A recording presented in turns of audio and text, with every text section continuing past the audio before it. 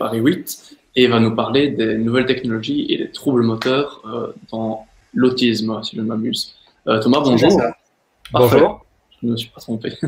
Eh bien, je mets le slide à l'écran et je te laisse la bonne présentation. Donc, il y a pas mal d'animations, donc n'hésite pas à avancer pour aller plus vite. Alors, est-ce que tu peux me mettre en plein écran, s'il te plaît? Donc, je m'appelle Thomas Gargaud, je suis psychiatre en thèse d'informatique.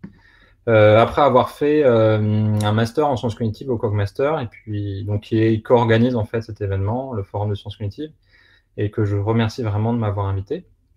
Je vais vous présenter ici une partie de ma thèse sur comment on pourrait utiliser une nouvelle technologie pour mieux comprendre et peut-être un jour mieux diagnostiquer les troubles moteurs dans l'autisme. Vas-y.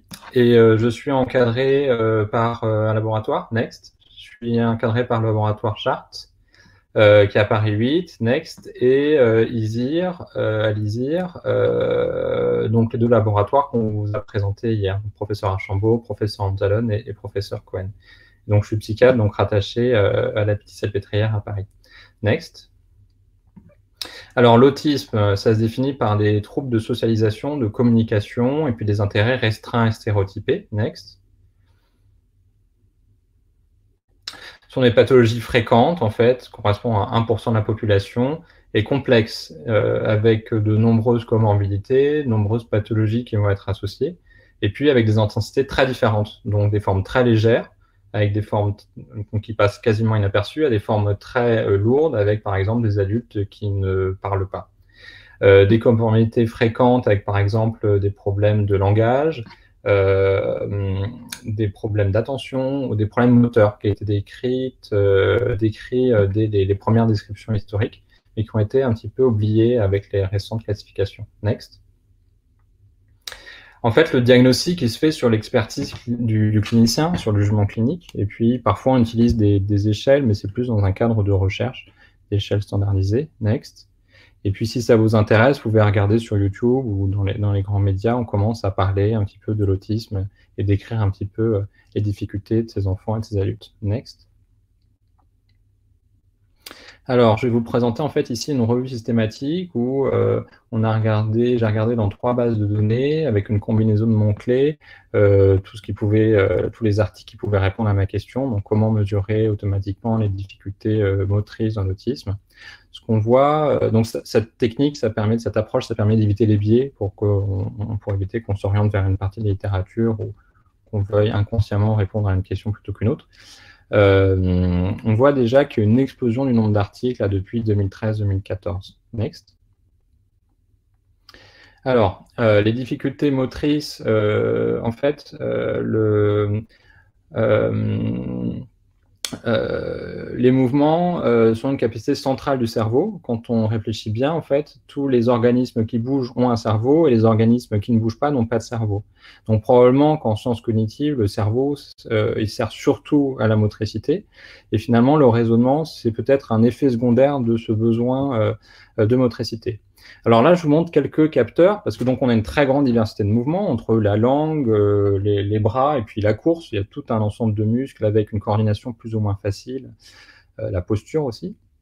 Donc en haut à droite, vous avez une Kinect, qui est une caméra 3D qui émet des faisceaux infrarouges, qui est développée par Microsoft pour mesurer la posture en direct et pour des jeux vidéo. Donc ça coûte pas très cher. À gauche, vous avez une balance board, une Wii, qui permet de mesurer la posture. Pareil pour des jeux vidéo, donc ça permet d'interagir avec le jeu vidéo comme une souris, sauf que là, on utilise son corps complet pour interagir. En bas à droite, vous avez une mesure de la pression avec un outil un peu professionnel. Vas-y, next. Et puis moi, je m'intéresse de manière spécifique, vas-y, la prochaine aussi, je m'intéresse de manière spécifique à l'écriture et comment on peut mesurer les difficultés d'écriture avec une nouvelle technologie, donc avec des stylets qui mesurent la pression, l'inclinaison, la position 200 fois par seconde. Vas-y, next. Et en fait, ce qu'on peut voir, c'est qu'on peut classifier ces capteurs en 3 dimensions en fonction de la précision spatiale, le millimètre ou le mètre, en gros, la résolution temporelle, combien il mesure de données par seconde, et puis l'échelle temporelle, à quel point je peux utiliser dans une tâche spécifique ou dans un milieu beaucoup plus écologique, par exemple à la maison. Vas-y, 3 fois next. Et donc, il y a tout un ensemble de capteurs avec des coûts différents, des choses peu chères qu'on utilise, voilà, des webcams, des caméras, des accéléromètres et des choses plus compliquées. Next.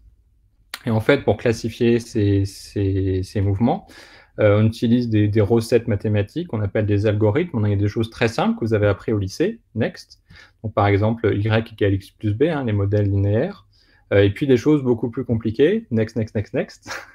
Avec des méthodes plus complexes aux arbres décisionnels, des méthodes de voisins, jusqu'à aller au réseau de neurones, en fait, qu'on appelle l'apprentissage profond, deep learning, qui permet de faire des classifications, des mesures très précises, très puissantes, qui demandent beaucoup de calculs, mais on a du mal à comprendre exactement ce que font ces réseaux de neurones, même s'ils sont très précis, on a du mal à interpréter leurs données. Next. Donc là, un premier exemple à gauche avec une caméra classique, ça pourrait être un smartphone, et puis une mesure de la posture et des articulations, 25 fois par seconde, parce qu'une vidéo, c'est 25 images par seconde.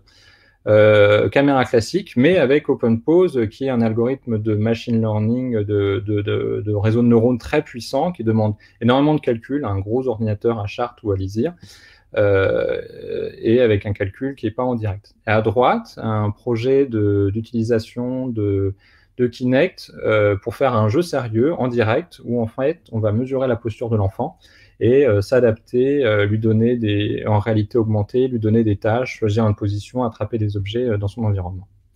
Voilà, merci pour votre attention. Désolé, j'étais un petit peu long, je crois. Puis n'hésitez pas si vous avez des questions. Merci beaucoup pour ta présentation très claire. C'était très bien. J'aimerais te demander, ça a l'air d'être un projet assez complexe. Quelle est la plus grosse difficulté à laquelle tu as fait face ou à laquelle tu fais encore face dans ton projet?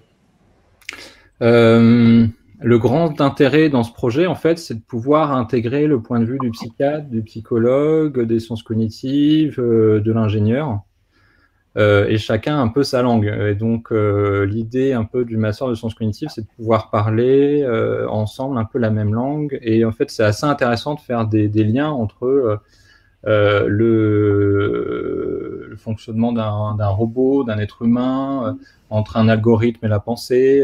Voilà, il y a pas mal, on s'enrichit mutuellement, c'est assez intéressant. Donc, par exemple, si je veux faire une planification exhaustive, si par exemple je veux aller là-bas, voilà, ça a l'air tout simple, mais là-bas, c'est pas forcément très précis. Mes yeux, ils sont limités, mes jambes, elles sont limitées. Et si je fais une planification a priori exhaustive, en fait, je vais me perdre. Et en fait, en permanence, je vais réadapter mes capteurs et puis, on va dire, mes capacités motrices et ma sensibilité, ma proprioception pour me réadapter, m'orienter. Et en fait, les roboticiens, ils ont exactement le même problème. Alors qu'à priori, on pourrait faire un calcul très compliqué, et puis une fois qu'on a fait le calcul, on y va. Mais c'est pas du tout ça ce qui se passe, en fait. Donc voilà, il y a plein de liens très intéressants, et aussi très compliqués à faire. Voilà. Très bien, très bien. On essaye de travailler avec des enfants, avec des difficultés pour aller directement, on va dire, end user, au sujet cible. Et donc, voilà, on doit aussi s'adapter. Merci. On a une question sur Crowdcast qui est quel est l'aspect le plus passionnant pour toi dans ton projet, le travail avec les enfants ou le développement des algorithmes, par exemple, ou un autre? Le plus intéressant,